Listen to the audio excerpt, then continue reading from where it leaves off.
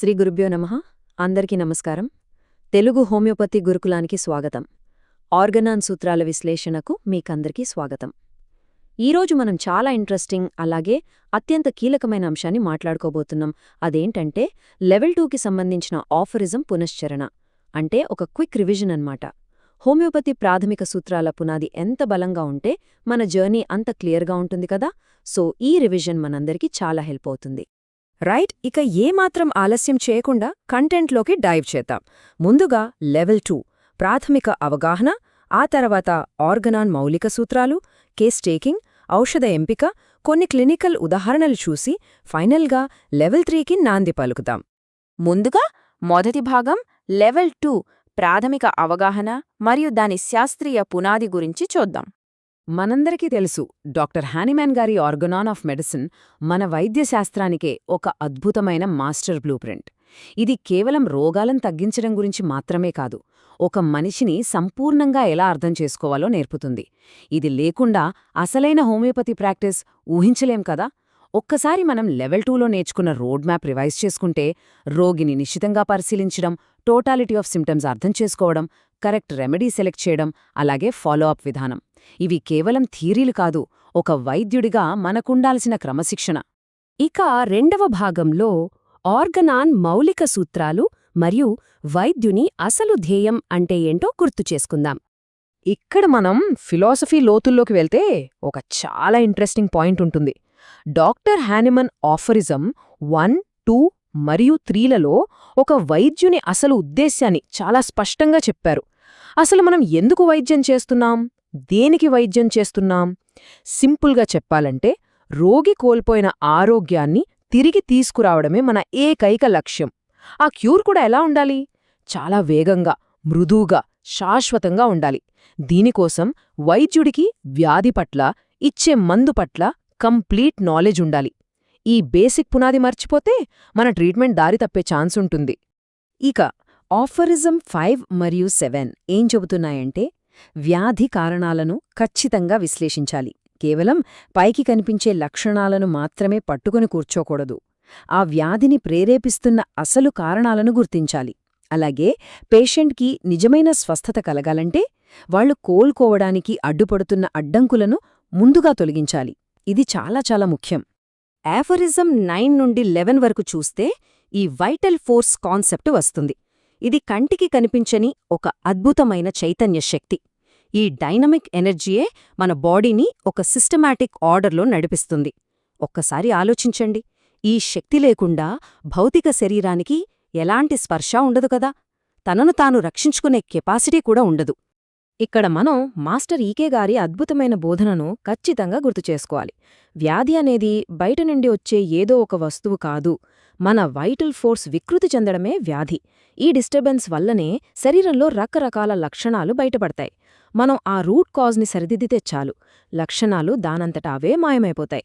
కాబట్టి ఆరోగ్యం అనేది ఎప్పుడు మన జీవన దృక్పథంపైనే ఆధారపడి ఉంటుంది. ఇప్పుడు మూడవ భాగం కేస్ టేకింగ్ మరియు దానికి సంబంధించిన క్లినికల్ అవగాహన వైపు వెళ్దాం. ఫిలాసఫీ నుండి మనం ప్రాక్టికల్ అప్లికేషన్ వైపు వస్తే, ఆఫరిజం 72 నుండి 80 వరకు ఎక్యూట్ మరియు క్రానిక్ వ్యాధుల గురించి చాలా క్లియర్గా విశ్లేషించారు.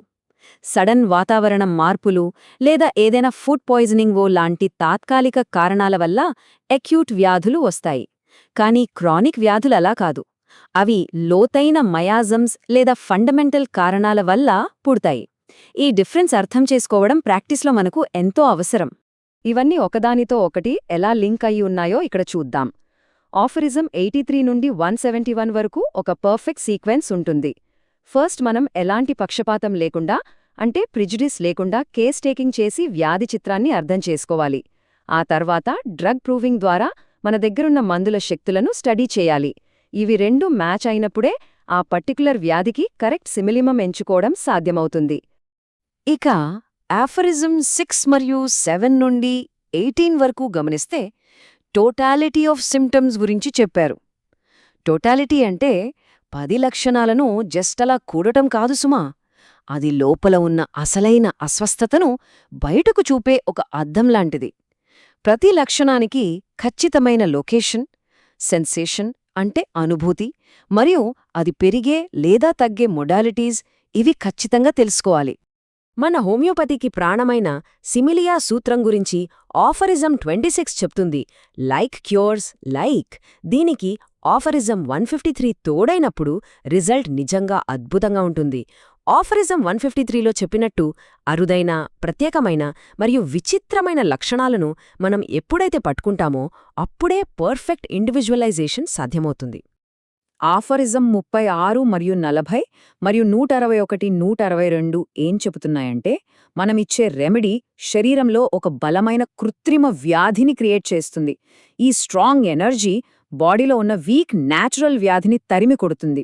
ఈ ప్రాసెస్లోనే ఒక్కోసారి లక్షణాలు కొద్దిగా పెరిగినట్లు అనిపిస్తుంది కదా, దాన్నే హోమియో అగ్రవేషన్ అంటాం.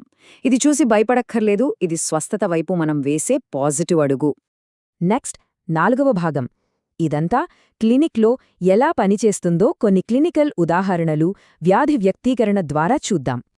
ఓన్లీ థియరీస్ చదివేస్తే సరిపోదు కదా, క్లినిక్లో వాటిని ఎలా అప్లై చేయాలో కూడా తెలియాలి. ఉదాహరణకు, ఒక ఆస్థమా లేదా ఎగ్జిమా కేస్ మన దగ్గరికొచ్చిందనుకోండి. ముందు వాళ్ల లక్షణాలను అబ్జర్వ్ చేసి ప్రాపర్ కేస్ టేకింగ్తో రెమెడీ సెలెక్ట్ చేస్తాం. ఆ తర్వాత ఆఫరిజం 246, 248 ప్రకారం అత్యంత తక్కువ మోతాదు, అదేనండి మినిమం డోజ్ ఇవ్వాలి. అప్పుడే ఆ వైటల్ ఫోర్స్కి ఎలాంటి డిస్టర్బెన్స్ లేకుండా చాలా స్మూత్గా క్యూర్ జరుగుతుంది. ఇక్కడ మనం డాక్టర్ ఎంఎల్ ధవళే గారి ఎనాలిసిస్నే ఒక్కసారి గుర్తు చేసుకోవాలి. వ్యాధి లక్షణాలను సప్రెస్ చేయడం అంటే అణిచివేయడం వల్ల పేషెంట్ మరింత డేంజర్లో పడతాడు. అందుకే మనం జనరల్స్ని, పర్టిక్యులర్స్ని డివైడ్ చేసి ఆ మయాజమ్స్ని లోతుగా అర్థం చేసుకుని మెడిసిన్ ఇవ్వాలి. అప్పుడే అబ్నార్మల్గా ఉన్న వాళ్ల రోగనిరోధక శక్తి మళ్లీ నార్మల్ అవుతుంది. సో అలా మనం లెవెల్ 2లోని ఇంపార్టెంట్ ఆర్గానాన్ సూత్రాల పునశ్చరణను చాలా సక్సెస్ఫుల్గా పూర్తి చేశాం. అసలు వైద్యుని లక్ష్యం దగ్గర్నుండి ఔషధ ఎంపిక వరకు అన్నీ కవర్ చేశాం కదా. మరి ఇదంతా పూర్తయింది, తదుపరి ఏమిటి? What next? అందుకే 5వ భాగం లెవెల్ 3కి స్వాగతం. ఇక్కడ నుండే మనం కాన్స్టిట్యూషనల్ అవగాహనలోకి అడుగుపెట్టబోతున్నాం.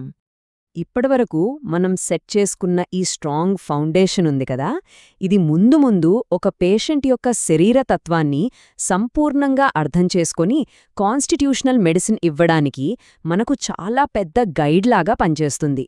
కాబట్టి ఈ సూత్రాలను పదే పదే రివైజ్ చేస్తూ ఉండండి.